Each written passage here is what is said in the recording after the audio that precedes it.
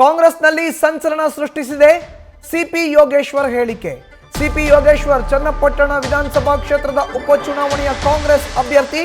ಚುನಾವಣೆ ಮುಗಿದ ಬಳಿಕ ಒಂದು ಹೇಳಿಕೆಯನ್ನ ಕೊಟ್ಟಿದ್ರು. ಈಗ ಕಾಂಗ್ರೆಸ್ನಲ್ಲಿ ಇದೇ ಹೇಳಿಕೆ ಸಂಚಲನ ಸೃಷ್ಟಿಸ್ತಾ ಇದೆ.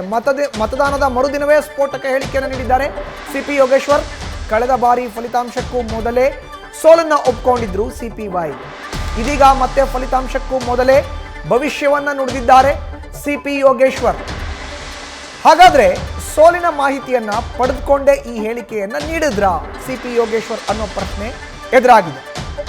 ಸೋಲಿನ ಟೀಕೆಯಿಂದ ಹೊರಬರೋಕೆ ಸಿಪಿ ಯೋಗೇಶ್ವರ್ ಸ್ಫೋಟಕ ಹೇಳಿಕೆಯನ್ನ ಕೊಟ್ಟಿದ್ದಾರಾ ಅನ್ನೋ ಪ್ರಶ್ನೆಗಳು ಇದೀಗ ಎದ್ದಿದೆ.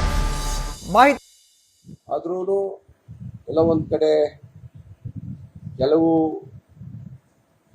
ಸ್ಟೇಟ್ಮೆಂಟ್ಗಳು, ಕೆಲವರ ಮಾತುಗಳು ಒಂದು ಸ್ವಲ್ಪ ಜನರ ಭಾವನೆಗೆ ಘಾಸಿ ಆಗಿದೆ ಅಂತ ಅನ್ಸುತ್ತೆ. ಜಮೀರ್ ಅವರ ಸ್ಟೇಟ್ಮೆಂಟ್ ಇಂದ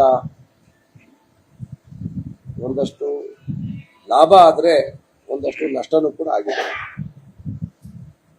ಮುಸ್ಲಿಂ ಮತಗಳ ಕ್ರೋಢೀಕರಣ ಒಂದು ಕಡೆ ಆಗು ಪ್ರಯತ್ನದಲ್ಲಿದ್ದಾಗ, ಇನ್ನೊಂದು ಕಡೆ ಅವರ ಮಾತಿನ ಆಘಾತ ಇನ್ನೊಂದು ಸಮುದಾಯಕ್ಕೆ ಬರ್ಬೇಕಾದಂತ ನನ್ನ ಮತಗಳು ಬರ್ಲಿ ಸಂಖ್ಯೆ ಕಡಿಮೆ ಆಯ್ತು ಅಂತ ಅನ್ಸುತ್ತೆ. ಅದು ಒಂದು ಮಾಧ್ಯಮಗಳು ಬಹಳ ದೊಡ್ಡದಾಗಿ ಬಿತ್ತರ ಮಾಡಿ ಅದನ್ನೇ ಸುದ್ದಿ ಮಾಡೋದ್ರಿಂದ ನನಗೆ ಸ್ವಲ್ಪ ಅದರಿಂದ ಆಘಾತ ಆಗಿದೆ ಅಂತ ಇತ್ತೀಚಿನ ನಾನು ನಿನ್ನೆಯಿಂದ ಮಾಡಿದಂತ ನಮ್ಮ ಮುಖಂಡರ ಕರೆದು ಚರ್ಚೆ ಮಾಡಿದಾಗ ಬಂದಂತ ಸತ್ಯದಲ್ಲಿ ಅವ್ರ ಮಾತುಕತೆಗಳಲ್ಲಿ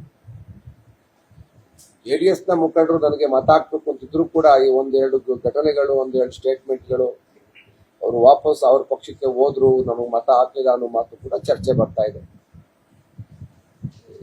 ನಿರಾಶಾದಾಯಕವಾದಂತ ವಿಷಯ ಏನಲ್ಲ, ಒಟ್ಟಾರೆ ಚುನಾವಣೆ ಸಮಬಲ ಇದೆ. ಯಾರೇ ಗೆದ್ರು ಕೂದಳೆಯ ಅಂತರದಲ್ಲಿ ಗೆಲ್ಬಹುದು ಅನ್ಸುತ್ತೆ.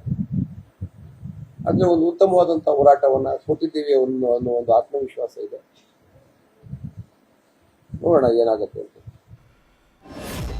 ಹೆಚ್ಚಿನ ಮಾಹಿತಿ ನೀಡಿದರೆ ನಮ್ಮ ಪ್ರತಿನಿಧಿ ಹರೀಶ್ ನೇರ ಸಂಪರ್ಕಕ್ಕೆ ಜಾಯಿನ್ ಆಗಿದ್ದಾರೆ. ಹರೀಶ್, ಒಂದು ಕಡೆ ಚನ್ನಪಟ್ಟಣ ವಿಧಾನಸಭಾ ಕ್ಷೇತ್ರದ ಉಪಚುನಾವಣೆ ಈಗಷ್ಟೇ ಮುಕ್ತಾಯ ಆಗಿದೆ. ಮತದಾನ ಮುಗಿದ ಮರುದಿನವೇ ಮಾಧ್ಯಮಗಳ ಮುಂದೆ ಬಂದರು ಸಿಪಿ ಯೋಗೇಶ್ವರ್. ಒಂದು ಹೊಸ ಹೇಳಿಕೆ, ಎಲ್ಲೋ ಒಂದು ಕಡೆ ನಷ್ಟ ಆಗಿದೆ ಅಂತ. ಹಾಗಾದ್ರೆ ಚುನಾವಣಾ ಸೋಲನ್ನ ಮುಂಚೆನೆ ಒಪ್ಕೊಂಡ್ರ ಯೋಗೇಶ್ವರ್ ಅಂತ ಹರೀಶ್? ಮಧುಸೂದನ್, ಸಹಜವಾಗಿ ಕೂಡ ಸಿಪಿ ಯೋಗೇಶ್ವರ ಹೇಳಿಕೆ ಕಾಂಗ್ರೆಸ್ನಲ್ಲಿ ಗಲಿಬಿಲಿಗೆ ಸೃಷ್ಟಿಗೆ ಎಡೆಮಾಡಿಕೊಟ್ಟಿದೆಯಾ ಅನ್ನುವಂಥ ಕೂಡ ಈಗ ಪ್ರಶ್ನೆ ಉದ್ಭವ ಆಗಿರುವಂಥದ್ದು. ಯಾಕಂತಂದರೆ ಕಳೆದ ಚುನಾವಣೆ ಸಂದರ್ಭದಲ್ಲೂ ಸಿಪಿ ಯೋಗೇಶ್ವರ್ ಇದೇ ರೀತಿಯಲ್ಲಿ ಕೂಡ ಫಲಿತಾಂಶಕ್ಕೂ ಮೊದಲೇ ಈ ರೀತಿಯ ಒಂದು ಹೇಳಿಕೆಗಳನ್ನ ಕೊಟ್ಟಿದ್ರು. ಸೊ ಈ ಬಾರಿ ಕೂಡ ಅದೇ ರೀತಿಯಲ್ಲಿ ಕೂಡ ಅಂದರೆ ಮತದಾನ ನಡೆದ ಮರುದಿನವೇ ಕೂಡ ಈ ರೀತಿ ಹೇಳಿಕೆ ಕೊಟ್ಟಿರುವಂಥದ್ದು ಕೂಡ ಸಾಕಷ್ಟು ಕುತೂಹಲಕ್ಕೆ ಎಡೆ ಮಾಡಿಕೊಟ್ಟಿದೆ.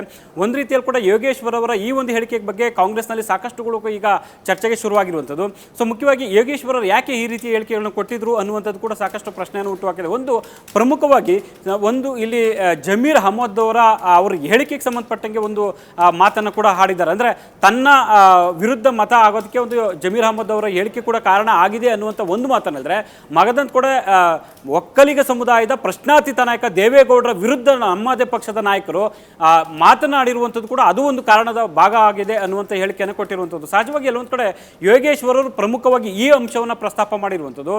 ಸೊ ಒಂದು ರೀತಿ ಫಲಿತಾಂಶಕ್ಕೂ ಮೊದಲೇ ತನ್ನನ್ನು ತಾನು ಅಂದರೆ ಸೋಲಿನ ಟೀಕೆಯಿಂದ ಪಾರಾಗೋದಕ್ಕೆ ಈ ರೀತಿಯ ಒಂದು ಹೇಳಿಕೆಯನ್ನು ಕೊಟ್ಟಿದ್ದಾರಾ ಅನ್ನುವಂಥದ್ದು ಕೂಡ ಈಗ ಕೇಳಿಬರ್ತಾ ಇದೆ. ಯಾಕಂದರೆ ಕಳೆದ ಚುನಾವಣೆ ಸಂದರ್ಭದಲ್ಲಿ ಇದ್ದಂಥ ಸಂದರ್ಭವೇ ಬೇರೆ, ಈ ಬಾರಿ ಆಗಿರುವಂಥ ಬೆಳವಣಿಗೆ ಬೇರೆ. ಯಾಕಂದರೆ ಈ ಬಾರಿ ಕಾಂಗ್ರೆಸ್ ಅಭ್ಯರ್ಥಿಯಾಗಿ ಇಲ್ಲಿ ಚುನಾವಣಾ ಕಣಕ್ಕೆ ಇಳಿದಿರುವಂಥದ್ದು. ಸೊ ಪಕ್ಷಾಂತರ ಜಂಪಿಂಗ್ ಸ್ಟಾರ್ ಅನ್ನುವಂಥ ಟೀಕೆಯನ್ನು ಕೂಡ ಎದುರಿಸ್ತಾ ಇರುವಂಥದ್ದು.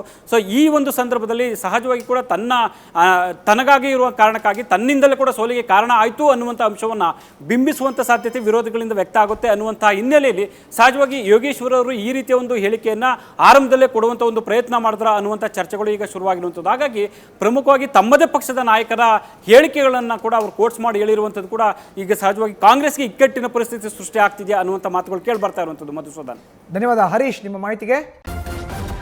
ನ್ಯೂಸ್ ಫಸ್ಟ್, ನಿರ್ಭೀತಿಯಿಂದ ನಿಮ್ಮ ಪರವಾಗಿ.